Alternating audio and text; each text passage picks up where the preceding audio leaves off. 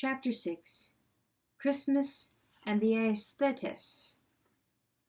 The world is round, so round that the schools of optimism and pessimism have been arguing from the beginning whether it is the right way up. The difficulty does not arise so much from the mere fact that good and evil are mingled in roughly equal proportions.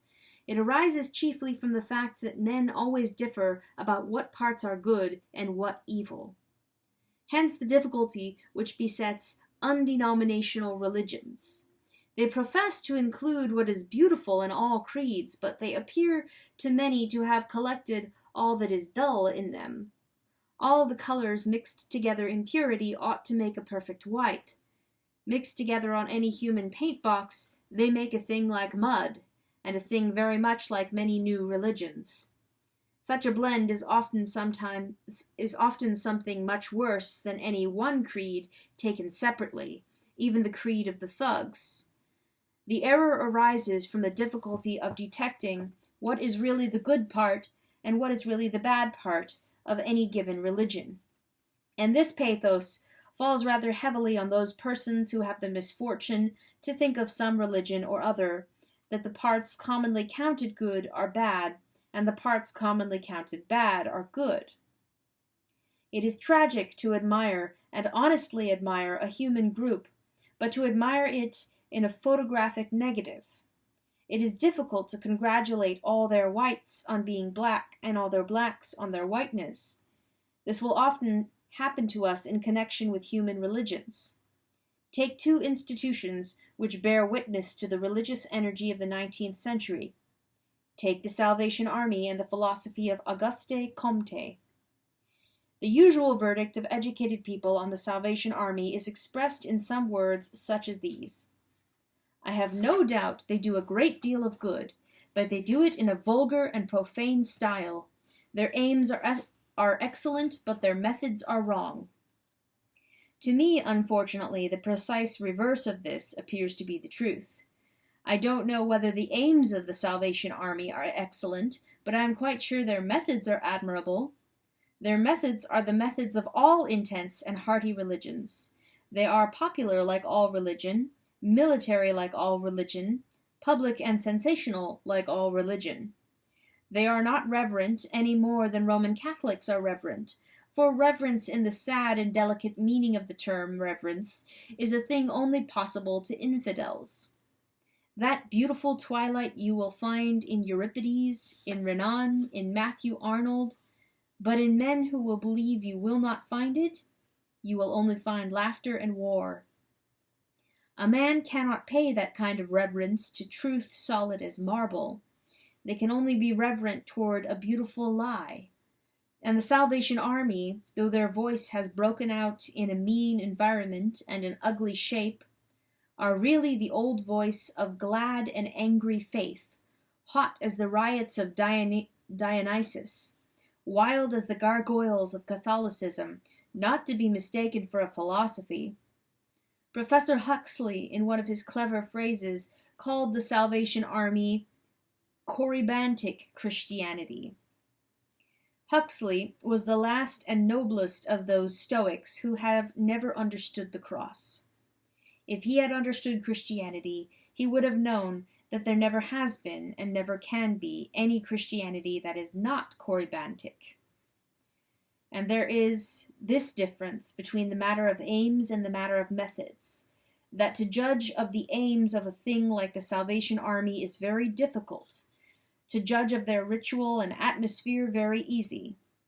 No one, perhaps, but a sociologist can see whether General Booth's housing scheme is right, but any healthy person can see that banging brass cymbals together must be right. A page of statistics, a plan of model dwellings, anything which is rational, is always difficult for the lay mind. But the thing which is irrational anyone can understand. That is why religion came so early into the world and spread so far, while science came so late in the world and has not spread at all.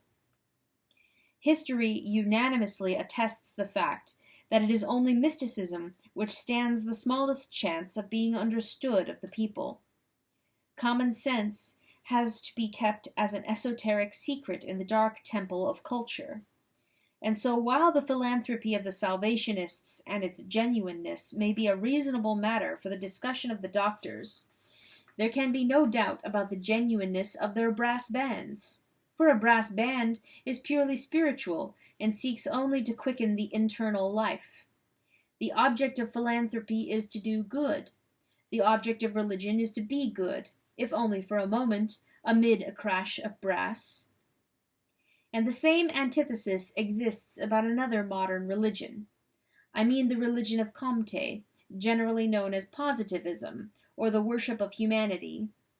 Such men as Mr. Frederick Harrison, that brilliant and chivalrous philosopher, who still, by his mere personality, speaks for the creed, would tell us that he offers us the philosophy of Comte, but not all of Comte's fantastic proposals for pontiffs and ceremonials, the new calendar, the new holidays, and saints' days.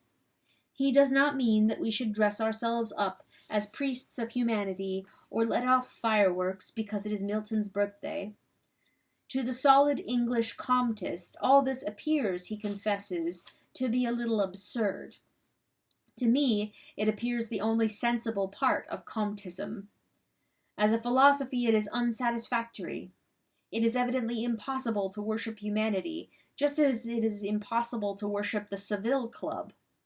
Both are excellent institutions to which we may happen to belong, but we perceive clearly that the Seville Club did not make the stars and does not fill the universe. And it is surely unreasonable to attack the doctrine of the Trinity as a piece of bewildering mysticism, and then to ask men to worship a being who is 90 million persons in one God, neither confounding the persons nor dividing the substance. But if the wisdom of Comte was insufficient, the folly of Comte was wisdom. In an age of dusty modernity, when beauty was thought of as something barbaric, and ugliness as something sensible, he alone saw that men must always have the sacredness of mummery.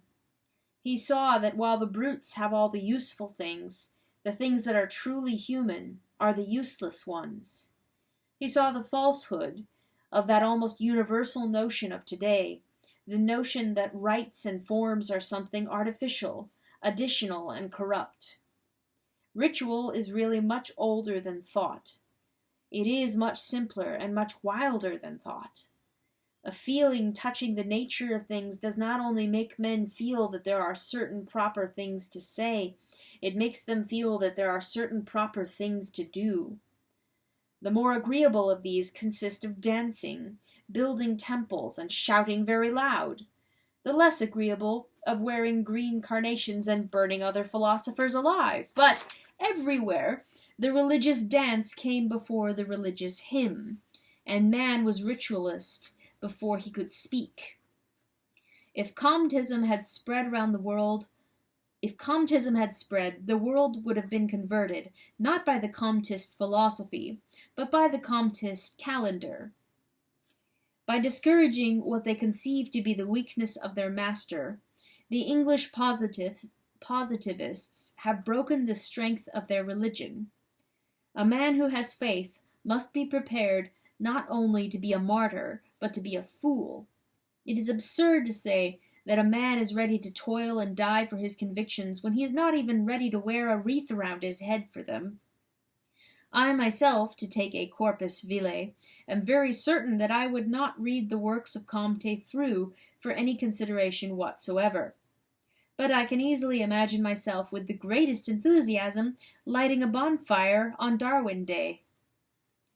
That splendid effort failed, and nothing in the style of it has succeeded. There has been no rationalist festival, no rationalist ecstasy. Men are still in black for the death of God. When Christianity was heavily bombarded in the last century, upon no point was it more persistently and brilliantly attacked than upon that of its alleged enmity to human joy. Shelley and Swinburne and all their armies have passed again and again over the ground, but they have not altered it. They have not set up a single new trophy or ensign for the world's merriment to rally to. They have not given a name or a new occasion of gaiety. Mr. Swinburne does not hang up his stocking on the eve of the birthday of Victor Hugo. Mr. William Archer does not sing carols descriptive of the infancy of Ibsen outside people's doors in the snow.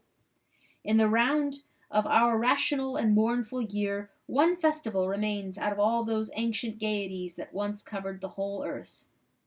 Christmas remains to remind us of those ages, whether pagan or Christian, when the many acted poetry instead of the few writing it.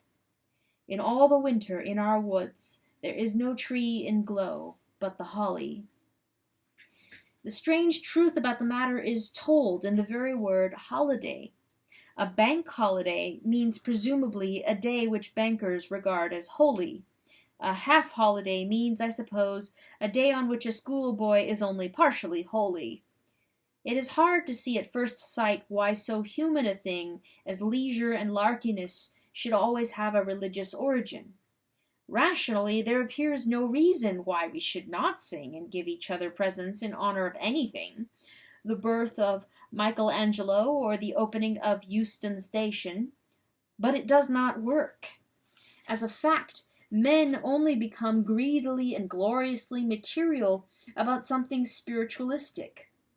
Take away the Nicene Creed and similar things, and you do some strange wrong to the sellers of sausages.